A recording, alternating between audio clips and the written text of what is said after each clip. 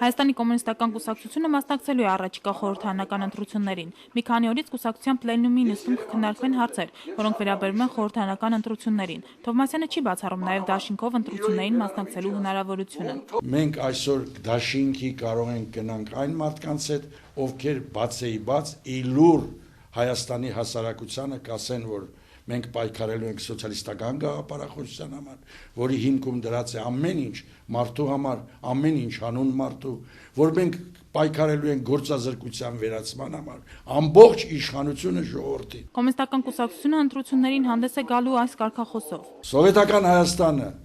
կառուցեց Հայաստանը, քանդեցին բոլոր ժողովրդավարները։ Իսկ ներքաղաքական զարգացումները Թովմասյանի կարծիքով խապկանք են։ Ես չգիտեմ, թե ինչ կլինի վերջում, բայց ես մի հարցում համոզված եմ։ Հետոն կասի, թե ով է ճիշտ, հակն է ճիշտ, թե մենք ենք ճիշտ։ Մենք գտնում ենք, որ կրկնում եմ, ամբողջ ժողովրդին պետք է վերադարձնել ժողովրդի ունեցվածքը։ Իդեպ, այսօր կոմունիստական կուսակցությունը բաց նամակ է հղել Սերժ Սարգսյանին, կոչ անելով նրա անձնական միջամտությունը կանխարգելելու, Գարեգին Նժդեի հրապարակում Սուրեն Սպանդարյանի արձանի քանդման ուղղությամբ որևէ գործողություն։ Սուսաննա Պողոսյան, Հովսեփ Հովսեփյան, IPV